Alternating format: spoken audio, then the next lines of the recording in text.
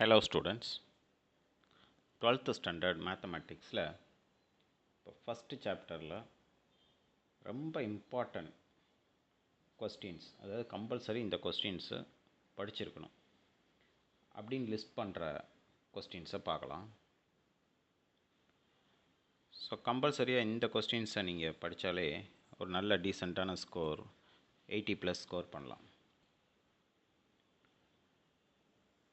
First சாப்டரில் example 1.6 இதெல்லாம் அடிக்கடி ரிப்பீட்டட் கொஸ்டின்ஸ். 1.9 அடுத்தது 11th எக்ஸாம்பிள் 22, 23, 24, 34, 39 அடுத்து 28 படிச்சுக்கணும். எக்ஸசைஸில் பார்த்தீங்கன்னா ஃபஸ்ட் எக்ஸசைஸில் ஃபஸ்ட் ரோமனில் அட்ஜாயிண்ட் எப்போ மாதிரி கேட்குறாங்க, ஷார்ட் ஆன்சரில் கேட்குறாங்க. அது தவிர தேர்ட் கொஸ்டின் ரொம்ப important question, F of alpha கணக்கு. 4th, 5th, 5th 6th, 7th, 8th, 9th இந்த கொஸ்டின்ஸும் தவறாமல் படிச்சுக்கணும். எக்ஸசைஸ் 1.2 எல்லா கொஸ்டின் பேப்பர்லேயும் இந்த ரேங்க் கண்டுபிடிக்கிறது இருக்கும். ஸோ அது ரெண்டு மெத்தடில் நம்ம கண்டுபிடிப்போம். ஒன்று மைனர் மேட்ரிக்ஸ் மெத்தட், இன்னொன்று ரோ எக்கிலான் ஃபார்ம் மெத்தடில், ரோ ரிடக்ஷன் மெத்தடில். ஸோ ரெண்டில் ஏதாவது ஒன்று எப்போவுமே கேட்டுக்கிட்டே தான் இருக்கிறாங்க. ஸோ அதில் இருக்கிற லிஸ்ட் அவுட் பண்ணுற கொஸ்டின்ஸையும் கம்பல்சரி நீங்கள் படிச்சுக்கணும். இந்த 1.3 இன்வர்ஷன் மெத்தடில் சொல்யூஷன் கண்டுபிடிப்போம்.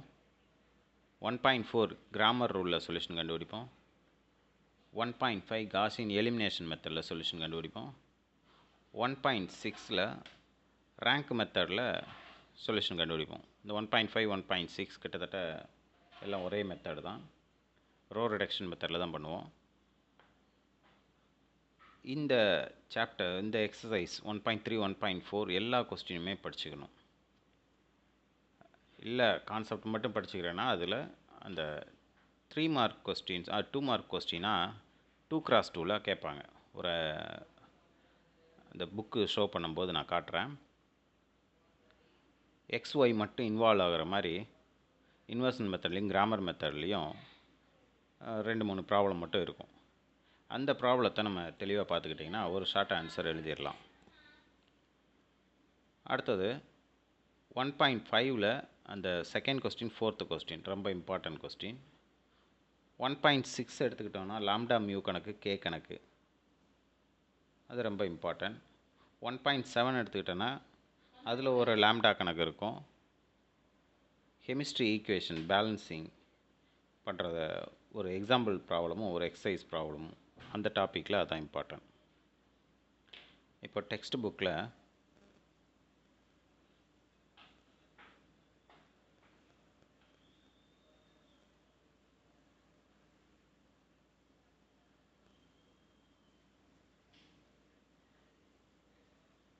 பேஜ் நம்பர் எக்ஸாம்பிள் ஃபஸ்ட் பார்த்துடலாம்.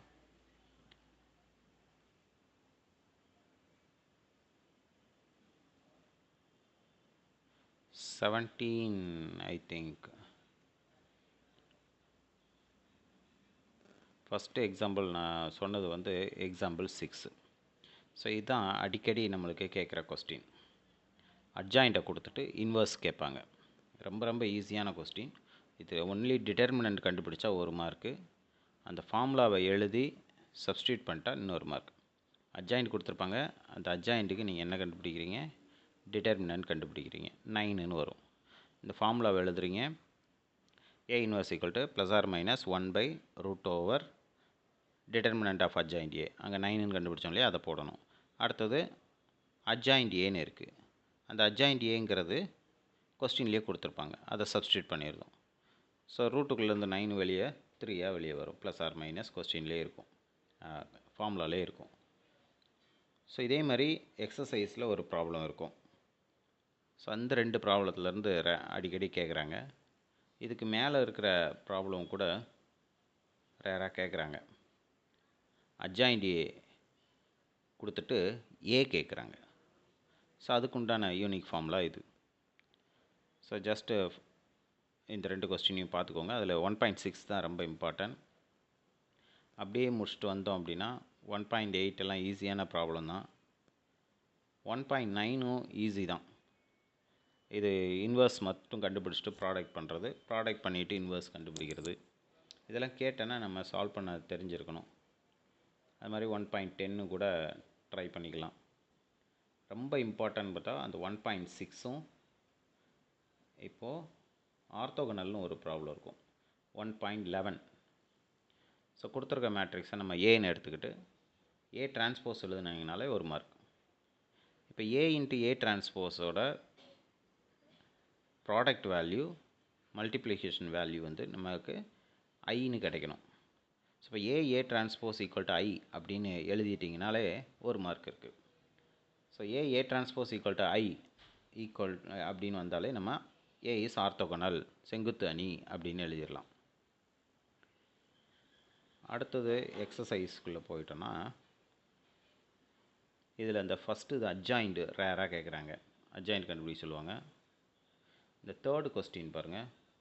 இந்த தேர்டு கொஸ்டின் ரொம்ப இம்பார்ட்டன்ட் கொஸ்டின். ஈவன் அது 3 மார்க் கொஸ்டின், ரேராக 5 மார்க்கில் கூட கேட்குறாங்க. அது மாதிரி 4th பார்த்துக்கலாம், 5th கூட நீங்கள் ட்ரை பண்ணலாம், 6th கற்றுக்கலாம், 7th எக்ஸாம்பிள் ப்ராப்ளம் மாதிரி தான். அந்த 8th இது அந்த எக்ஸாம்பிள் ப்ராப்ளம் மாதிரியே இருக்கும். இந்த 9th அந்த எக்ஸாம்பிள் 6 மாதிரியே ஒரு ப்ராப்ளம் இருக்கு இல்லையா, அட்ஜாயிண்ட் கொடுத்துட்டு இன்வர்ஸ் கேட்குறாங்களே, எக்ஸாம்பிள் 6 மாதிரியே இருக்கிற ப்ராப்ளம் வந்து இந்த 9th ப்ராப்ளம். இந்த 6ம் 7ம் லைட்டாக பார்த்துக்கணும். 9 தான் ரொம்ப இம்பார்ட்டன்ட். இதில் இந்த 3rd 9 இந்த 2 கொஸ்டின் கம்பல்சரியாக லேர்ன் பண்ணிக்கோங்க. 7th கொஸ்டின் கூட படிச்சுக்கலாம்.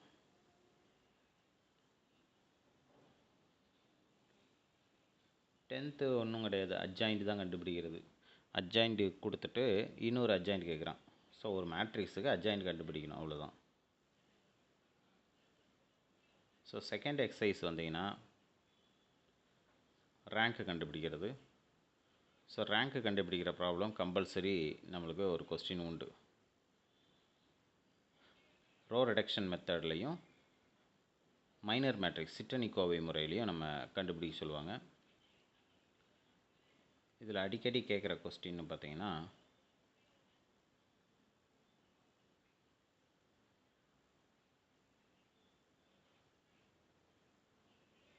எக்ஸசைஸ் 1.2ல்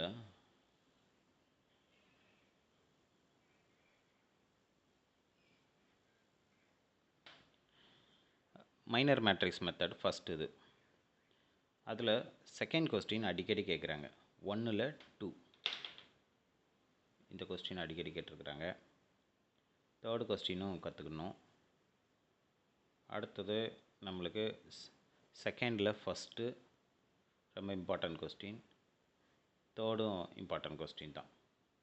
ஸோ இந்த எக்ஸசைஸ் 1.2ல் இந்த ஃபஸ்ட்டு 2 ரோமனில் இருக்கிற எல்லா ப்ராப்ளமே கற்றுக்கிட்டிங்கன்னா கான்ஃபிடெண்ட்டாக ஒரு மார்க் நம்மளுக்கு அந்த 2 மார்க்ஸ்லேயோ அல்லது 3 மார்க்லேயோ கேட்குற ப்ராப்ளத்தை க்ராக் பண்ணிடலாம், கன்ஃபார்மாக வாங்கிடலாம்.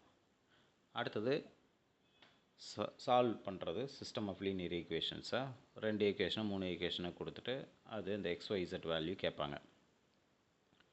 இப்போ இன்வர்ஷன் மெத்தடில் நம்மளுக்கு 2x2 எக்ஸாம்பிள் ப்ராப்ளம் இருக்கா பாருங்கள்.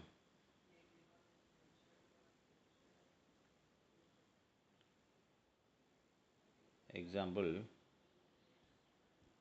22 இது ரொம்ப ரொம்ப இம்பார்ட்டன்ட் ப்ராப்ளம். 2x2ல் மேட்ரிக்ஸ் இன்வர்ஷன் மெத்தடில் சொல்யூஷன் கண்டுபிடிக்கிறது. நம்ம எப்போ எழுதுகிற மாதிரி AX = B, X = A inverse பின்னு போட்டுட்டு சொல்யூஷன் கண்டுபிடிக்கணும். ஸோ இந்த கொஸ்டின் ரொம்ப இம்பார்ட்டன்ட் கொஸ்டின். அடுத்தது 23யும் தெரிஞ்சிருக்கணும்.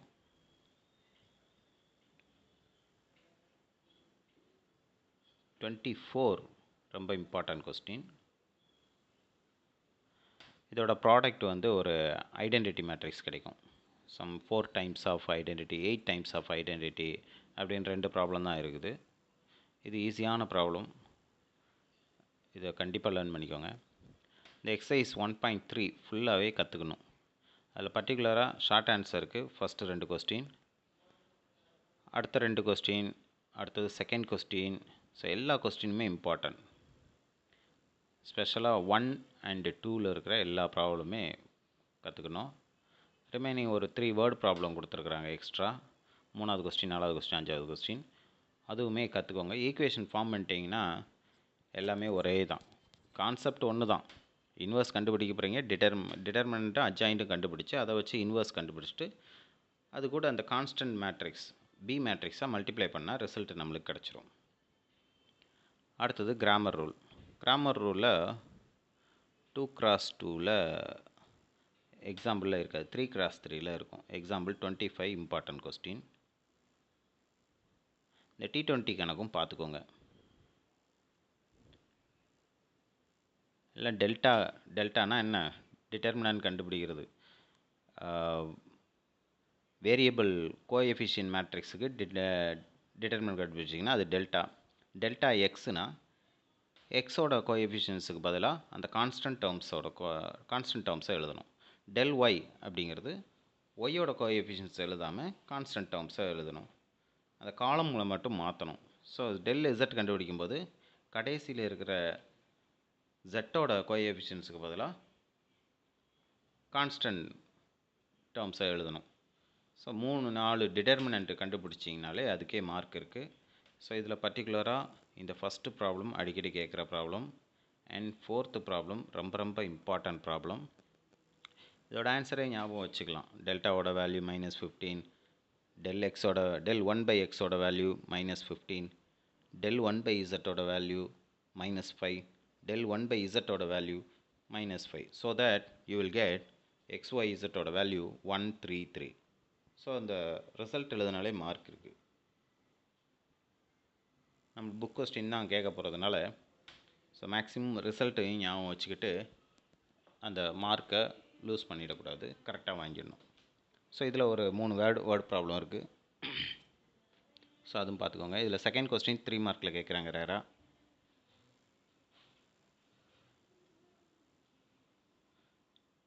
இதில் இருக்கிற எல்லா கொஸ்டினும் கற்றுக்கோங்க. காஸின் எலிமினேஷன் மெத்தடில் நம்மளுக்கு ரிப்பீட்டடாக கேட்குறது இந்த 2 கொஸ்டின் தான். கொஸ்டின் நம்பர் 2ம் 4ம். ஸோ இந்த 2 ப்ராப்ளமும் கம்பல்சரி கற்றுக்கோங்க. வில் ஹி மீட் ஹிஸ் ஃப்ரெண்ட்னா yes he will meet his friend அப்படின்னு எழுதுனாலே ஒரு மார்க் இருக்குது. ஸோ இந்த 2 கொஸ்டினுமே கிட்டத்தட்ட ஒரே மாதிரி தான். ஃபஸ்ட் கொஸ்டினில் எக்ஸுக்கு பதிலாக 3ன்னு போடணும், அடுத்தது ஒய்க்கு பதிலாக 21 போடணும். எக்ஸுக்கு பதிலாக 5ன்னு போட்டு ஒய்க்கு பதிலாக 21. ஒய் இங்கே எங்கே இருக்குன்னா ஈக்குவல் டு ஒய்ன்னு போட்டுக்கணும். ax² + bx + c = y அப்படின்னு எழுதிட்டு அந்த ஃபேக்டர்ஸ் கொடுத்துருக்கிறத நம்ம ஈக்குவேட்டிங் டு 0 போட்டு எக்ஸோட வேல்யூஸ் 3 எக்ஸோட வேல்யூ -3 5 1 அப்படின்னு சப்ஸ்டியூட் பண்ணி கரஸ்பாண்டிங்காக ஒய்யோட வேல்யூ இந்த ரிமைண்டர்ஸ்னு கொடுத்துருக்காங்க பாருங்கள், 21 61 9 சப்ஸ்டியூட் பண்ணி நம்ம 3 ஈக்குவேஷன்ஸ் ஃபார்ம் பண்ணியாச்சுன்னா ரோ ரிடக்ஷன் மெத்தட் நம்ம ரேங்க் கண்டுபிடிக்கிறதுக்கு போட்டிருப்போம். செகண்ட் ரோவில் ஃபஸ்ட் எலமெண்ட்டையும் தேர்ட் ரோவில் ஃபஸ்ட் எலமெண்ட்டையும் 0 ஆக்கணும், தேர்ட் ரோவில் செகண்ட் எலமெண்ட்டை 0 ஆக்கணும். ஸோ ஒரு கீழே ஒரு ட்ரையாங்கிள் ஃபார்மில் நம்மளுக்கு ஒரு 3 zeros ஃபார்ம் ஆகும். அதான் ரோ ஈக்லான் ஃபார்ம். அடுத்தது 1.6 எக்ஸசைஸ் நான் ஹோமோஜீனியஸ் ஈக்குவேஷன்ஸை இது கன்சிஸ்டண்ட்டாக இன்கன்சிஸ்டண்ட்டாக, கன்சிஸ்டண்ட்னா solution what kind of solution, unique சொல்யூஷனா இன்ஃபைனைட்லி மெனி சொல்யூஷனா, தீர்வு ஒருங்கமை உடையதா ஒருங்கமைவற்றதா, ஒருங்கமை உடையது என்றால் ஒரே ஒரு தீர்வா எண்ணற்ற தீர்வா. அதாவது கொடுத்துருக்கிற மேட்ரிக்ஸை ஈக்குவேஷன்ஸை நம்ம மேட்ரிக்ஸ் ஃபார்ம் என்ன ஃபார்ம்னா இங்கே ஏபி அப்படின்னு ஒரு விரிவுபடுத்தப்பட்ட அணியாக எழுதுவோம். இங்கே எழுதியிருக்காங்க பாருங்கள், ஏபி. நம்ம ஏ மேட்ரிக்ஸ் எழுத தெரியும், பி மேட்ரிக்ஸ் எழுத தெரியும். இந்த ரெண்டையும் சேர்த்து எழுதுனா நம்மளுக்கு ஏபி மேட்ரிக்ஸ் கிடைக்கும். ஸோ இந்த ஏபி மேட்ரிக்ஸில் நம்ம 3 எலமெண்ட்ஸை நம்ம 0ன்னு மாற்றணும். மாற்றிருக்காங்க பாருங்கள்.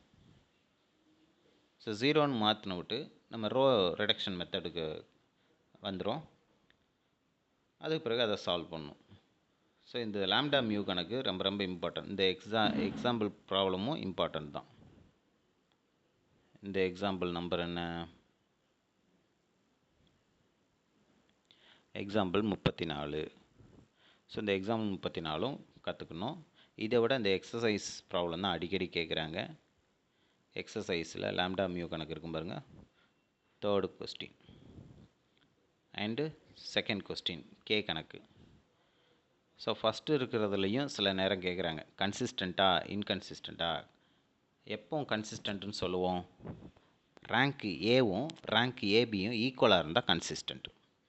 ஈக்குவலாக இல்லைன்னா இன்கன்சிஸ்டண்ட். அங்கே சொல்யூஷன் இருக்காது. நோ சொல்யூஷன், தீர்வு இருக்காது. ஒருங்கமைவற்றது என்றால் தீர்வு இருக்காது. ஸோ கன்சிஸ்டண்ட்டாக இருந்தால் ரேங்க் 3ஆக இருந்தால், ஏவோட ரேங்க்கும் பியோட ரேங்க்கும் 3ஆக இருந்தால் which is equal to N. என்னன்னா XYZோட கவுண்ட்டு, யூனிக் சொல்யூஷன் இருக்கும். ரேங்க் 2ஆக இருந்தால், ஏவோட ரேங்க்கும் ஏபியோட ரேங்க்கு 2ன்னு இருந்ததுன்னா அது lesser than N, lesser than 3. So infinitely many solution இருக்கும். ஸோ இதெல்லாம் நீங்கள் லேர்ன் பண்ணியிருப்பீங்க. இந்த இதுவும் கற்றுக்கோங்க. Then entering to last exercise, homogeneous equation. இந்த ஹோமோஜீனியஸ் ஈக்குவேஷன்னா கான்ஸ்டன்ட் டேர்ம் அங்கே இருக்காது, XYZ டேர்ம்ஸ் மட்டும் இருக்கும், ஈக்குவல் டு 0ன்னு இருக்கும்.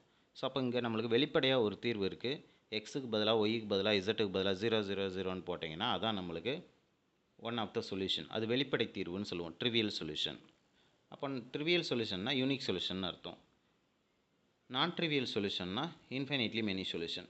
இங்கே நோ சொல்யூஷன், இன்கன்சிஸ்டண்ட்டுங்கிறது வராது. ஏன்னா கண்டிப்பாக அங்கே சொல்யூஷன் இருக்கும். அது யூனிக் சொல்யூஷனா இன்ஃபைனிட்லி மெனி சொல்யூஷனா அப்படிங்கிறது தான் கொஸ்டின். அது ட்ரிவியல் சொல்யூஷன் நான் ட்ரிவியல் சொல்யூஷனுங்கிற வேர்டு யூஸ் பண்ணுவாங்க. இந்த கான்செப்டை யூஸ் பண்ணி நம்ம இந்த எக்ஸாம்பிள் 39 பாருங்கள். கெமிக்கல் ரியாக்ஷன் ஈக்குவேஷன்ஸை நம்ம என்ன பண்ணலாம், பேலன்ஸ் பண்ணலாம். Carbon, hydrogen, oxygen left and right வந்து ஈக்குவேட் பண்ணி x1 x2 x3 x4 அப்படின்னு முன்னாடி எழுதிட்டு அந்த ஈக்குவேஷன்ஸை 4 ஈக்குவேஷன்ஸை எழுதின விட்டு நம்ம அதை 4 ஈக்குவேஷன்ஸ் கிடைக்காது. இங்கே 3 ஈக்குவேஷன்ஸ் கிடைச்சிருக்கு இல்லையா? கார்பன், ஹைட்ரஜன், ஆக்சிஜன் 3 தான் இருக்குது. ஸோ 3 ஈக்குவேட் பண்ணும்போது இந்த 3 ஈக்குவேஷன் கிடைக்கும். இது ஆக்சுவலாக இந்த மெத்தடில் போடாமே அப்படியே கூட நம்ம சால்வ் பண்ண முடியும். ஸோ இந்த கொஸ்டின் ரொம்ப இம்பார்ட்டன்ட் கொஸ்டின், பார்த்துக்கோங்க. அடுத்தது இந்த எக்ஸாம்பிள் 40, இதுதான் லாஸ்ட் எக்ஸாம்பிள். இதுவும் கேட்குறாங்க. அதனால் ஃபுல் மார்க், நிறைய மார்க் ஸ்கோர் பண்ணுங்கிறவங்க இந்த கொஸ்டின் கம்பல்சரியாக தெரிஞ்சுக்கணும். இது ஒரு ரொம்ப இம்பார்ட்டன்ட் கொஸ்டின் தான். கொஞ்சம் ப்ராக்டிஸ் பண்ணால் ஈஸி ஆகிடும். ஸோ இந்த எக்ஸசைஸ் ப்ராப்ளத்தில் பார்த்தா 2, 3. இந்த ரெண்டாவது கொஸ்டின் 3 மார்க் கொஸ்டின் தான். ஆனால் 5 மார்க்லேயும் எப்போது கேட்குறாங்க. Lambda equal to 8, not equal to 8, 2 line எழுதுனா 2 மார்க்கு. ஸோ ரோ எக்லான் ஃபார்முக்கு நம்ம ரோ ரிடக்ஷன் மெத்தடுக்கு மாற்றிட்டு சொல்யூஷன் கண்டுபிடிக்கணும். இங்கே கெமிஸ்ட்ரி ஈக்குவேஷன் ஏற்கனவே எக்ஸாம்பிளில் பார்த்தோம் இல்லையா, அது மாதிரி. ஸோ இந்த எல்லா கொஸ்டினையும் படிச்சுட்டு MCQஸும் பார்த்துட்டிங்கன்னா இந்த சாப்டரில் கேட்குற எல்லா கொஸ்டினையும் உங்களால் அட்டன் பண்ண முடியும். தேங்க்யூ.